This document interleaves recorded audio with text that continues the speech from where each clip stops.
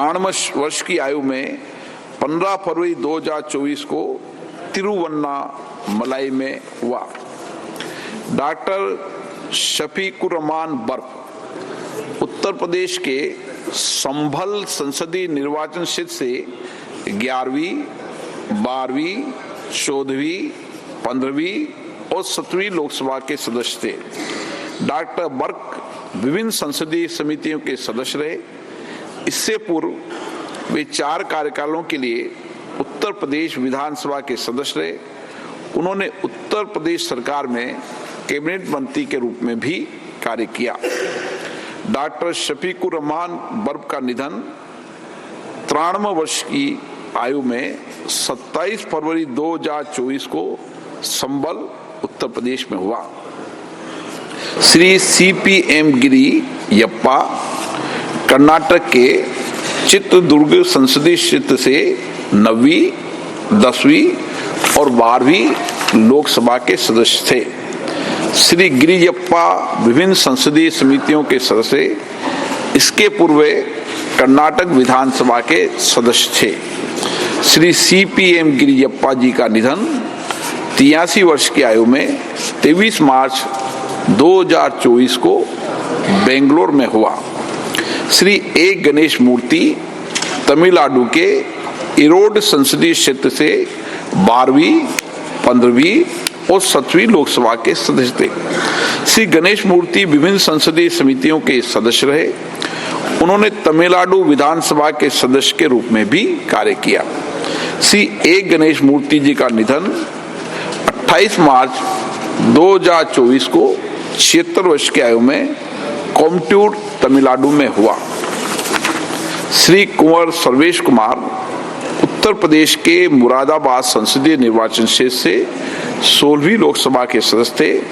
श्री सर्वेश कुमार ऊर्जा संबंधी स्थायी समिति के सदस्य थे। इसके पूर्व उन्होंने उत्तर प्रदेश विधानसभा के सदस्य के रूप में 5 कार्यकालों के लिए कार्य किया।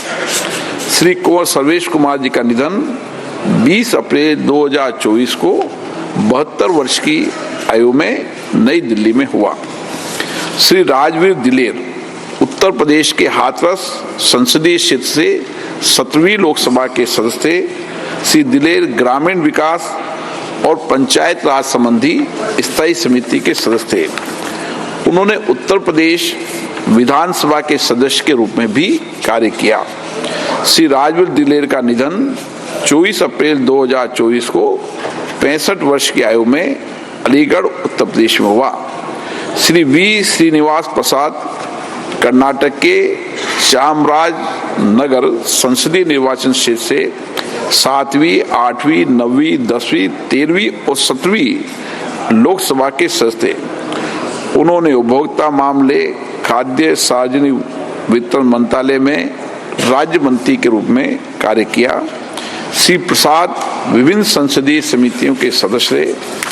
इससे पूर्व श्रीनिवास प्रसाद ने 2 कार्यकालों के लिए कर्नाटक विधानसभा के सदस्य और कर्नाटक सरकार के मंत्री के रूप में भी कार्य किया। श्री V श्रीनिवास प्रसाद जी का निधन 29 अप्रैल 2024 को 76 वर्ष की आयु में बेंगलोर में के कर्नाटक में हुआ। श्री M सेल्वराज तमिलनाडु के नागापट्टिनम संसदीय क्षेत्र से 9वीं, 11वीं, 12वीं और 17वीं लोकसभा के सदस्य थे। वे रसायन उर्वरक संबंधी स्थायी समिति और कई संसदीय समितियों के सदस्य रहे।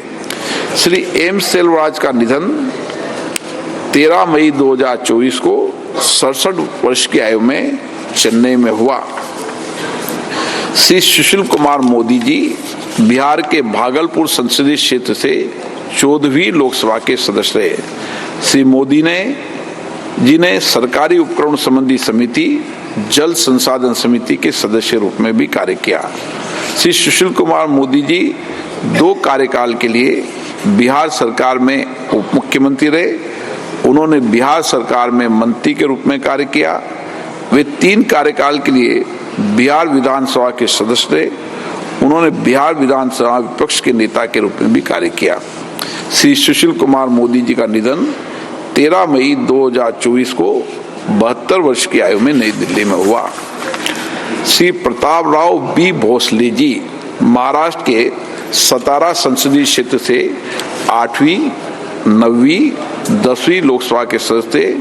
श्री भोसले जी सभा पटल पर रखे गए पत्र संबंधी समिति के सदस्य और कई संसदीय समिति के सदस्य रहे। वो महाराष्ट्र विधानसभा के सदस्य भी रहे। उन्होंने महाराष्ट्र सरकार में मंत्री के रूप में भी कार्य किया।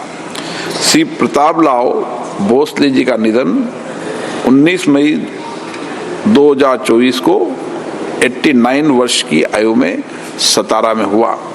हम अपने पूर्व साथियों के निधन पर गहरा शोक व्यक्त करते हैं। सभा उनके शोक संतप्त परिवारों के प्रति अपनी संवेदना व्यक्त करती है। ये सभा दिवंगत आत्माओं के सम्मान में कुछ देर मौन रहेगी।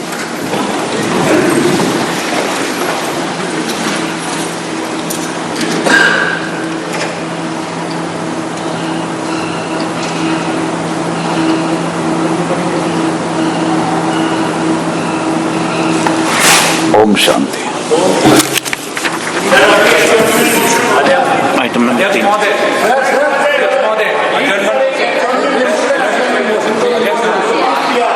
माननीय सदस्यगण, मैंने पूर्व में भी आपको अवगत कराया है। एडजॉर्नमेंट मोशन और शून्यकाल राष्ट्रपति अभिभाषण के समय नहीं चलेंगे, ये बुलेटिन में बताया गया था और पहले भी आपको अवगत कराया।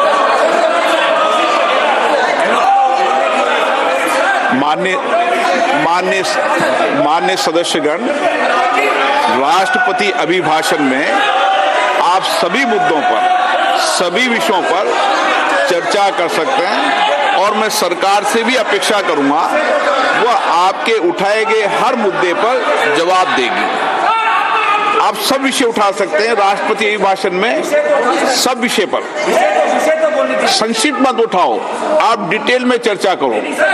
आपके पास पर्याप्त समय नहीं, एक व्यवस्था दे दी है नहीं, सभा पटल पर रखे जाने वाले पत्र।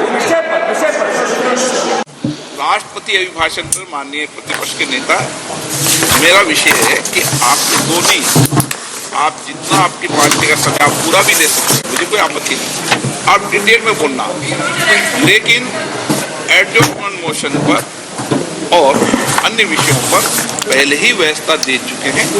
इसलिए मैं सदन से आग्रह करूंगा कि आप विपक्ष के नेता हैं, आप संसदीय मर्यादाओं का पालन करेगा, ऐसी मेरी अपेक्षा आपसे।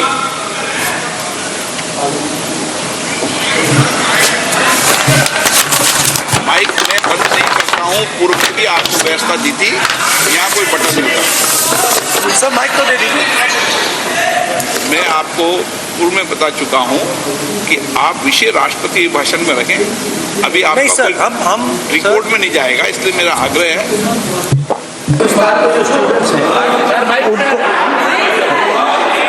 हिंदुस्तान के जो स्टूडेंट्स हैं उनको हम जॉइंट मैसेज देना चाहते थे। हाँ दें, आप सुनिए जॉइंट मैसेज देना चाहते थे ऑपोजिशन और सरकार के साइड से कि इस मुद्दे को हम जरूरी मानते हैं और इसीलिए हमने सोचा था कि आज स्टूडेंट्स की रिस्पेक्ट करने के लिए हम नीट पर डिस्कशन करें। ठीक है, आप डेडिकेटेड डिस्कशन। अब बात यह है कि दो फोर्सेस हैं, एक तरफ नहीं माने, ओके, सभा पटल पर रखे जाने वाले पत्र आइटम नंबर 3, श्री अर्जुन मेघवाल जी। धन्यवाद अध्यक्ष जी। मैं आपकी अनुमति से आज की संशोधित कार्यसूची के क्रम संख्या 3 पर अंकित दस्तावेज जो डॉक्टर जितेंद्र सिंह जी के नाम के आगे उल्लेखित है, आपकी अनुमति से सदन के पटल पर रखता हूं। मान्य सदस्यगण, आपको पर्याप्त समय, पर्याप्त अवसर, आप पूरा समय राष्ट्रपति अभिभाषण पर हर विषय में बोल सकते हैं। 2 मिनट नहीं, मैं आपको पूरा समय दूंगा। 2 मिनट का विषय नहीं है, आप पूरा मेंशन करो, पूरा विषय रखो, मुझे कोई आपत्ति नहीं। शासन एक व्यवस्था है। आप वरिष्ठ नेता हैं आपको पूरा समय पूरा वक्त देंगे। मैं फिर आग्रह कर रहा हूं, माननीय सदस्यगण, हर विषय हर मुद्दे पर राष्ट्रपति अभिभाषण पर आप चर्चा कर सकते हैं और सरकार से भी अपेक्षा करूंगा कि आपके उठाए गए मुद्दे पर सरकार जवाब देगी। माननीय आइटम नंबर 4 श्री अर्जुन राम जी। धन्यवाद अध्यक्ष जी। मैं लोकसभा की संशोधित कार्यसूची के क्रम संख्या 4 पर अंकित दस्तावेज जो मेरे नाम के आगे उल्लेखित है, आपकी अनुमति से सदन के पटल पर रखता हूं। धन्यवाद। आइटम नंबर 5 संख्या 5।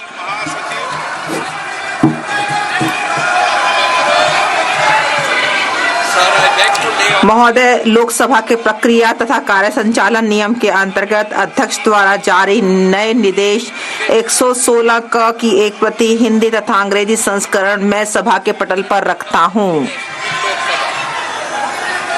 माननीय सदस्यगण, आप सब वरिष्ठ सदस्य हैं। राष्ट्रपति अभिभाषण के बीच में कभी स्थगन प्रस्तावों को नहीं लिया जाता।